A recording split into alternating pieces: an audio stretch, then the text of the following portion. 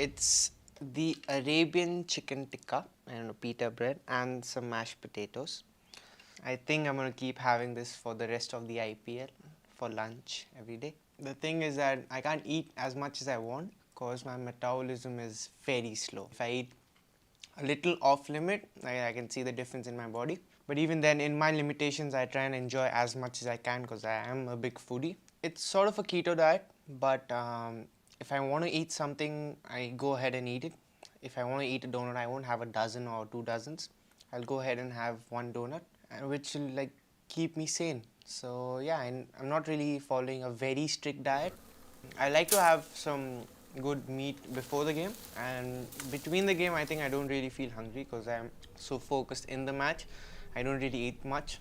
Mostly I do mobility sessions in the morning because we have practice like at 3 or 4, so I don't really like to stress myself up before practice.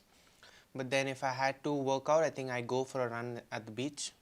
That's very helpful because it's really hard to do sprints on the sand because it like absorbs your feet, and you have to push through it. So I think yeah, that's pretty much it. I wake up, do my mobility, go for a run on the beach, rest for a while, and then go to practice and then train there. So yeah, that's about it.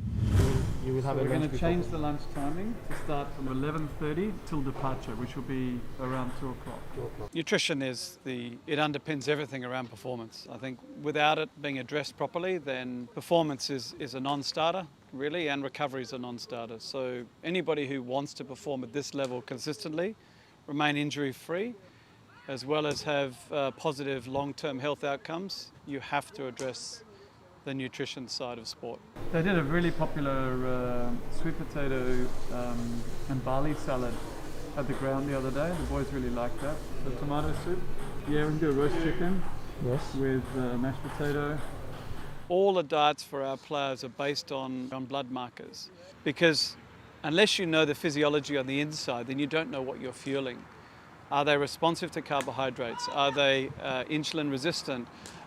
Do they have blood glucose issues? Do they have a poor lipid profile?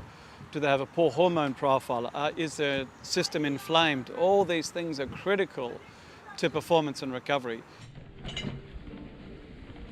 And then you've got to look at it in the context of who you're delivering that nutrition plan to. We also need to assess them as individuals from within their communities as well. So even within India, there are certain cultures that behave very differently on different diets. So that all needs to be considered as well. Then we want an Indian non-veg dish. So fish molly, roast chicken with mashed potato. A portion of macaroni cheese, margherita pizza, with no tomatoes on top. Just the sauce. Yeah. And desserts? What sugar-free option? Carrot cake, we can do carrot cake or just a carrot cake.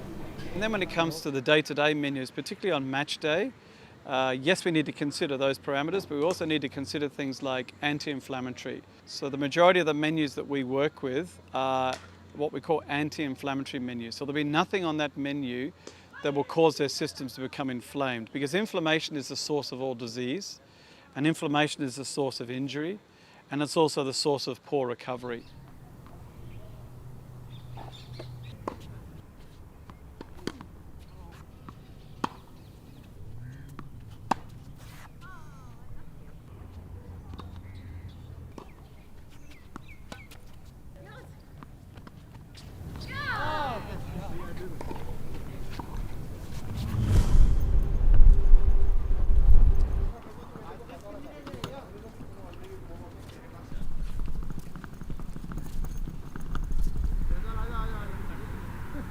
Fitness means a state of physical well-being, whereas health means a state of physical, emotional, psychological and social well-being. So you might be able to lift heavier weight, you might be able to do 5 kilometers, but if you are just piled up with a lot of stress, you're not a healthy individual.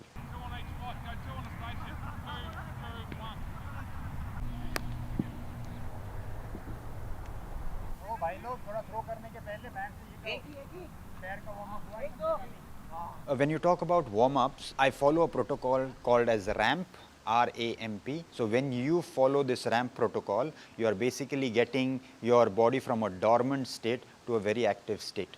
R stands for raise your body temperature, raise your heart rate. A stands for activations. So you activate the muscles which are dormant. Then M stands for mobility. You start doing some dynamic work, dynamic mobility like leg swings, side leg raises, side bends, all those kind of things. And P stands for potentiation. You have to do exactly the stuff that you will be doing in a game or in the gym at a lesser intensity. So if you'll be sprinting on the ground, you should be doing some sprint work at 70, 80, 90% of your intensity.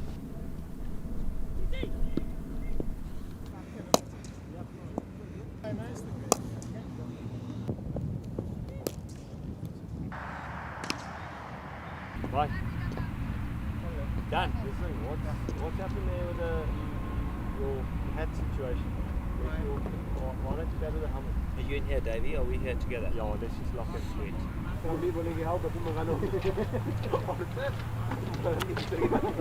Catapult definitely helps us give the data what we require to manipulate the intensities which we need to train him on the ground or in the gym.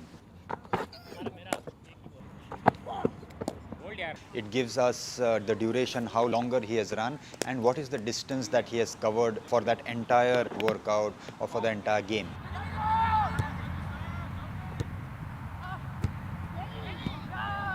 So I know what his fastest speed is, and if I have to warm him up, what speed I should be working him at 70, 80 and 90% intensity.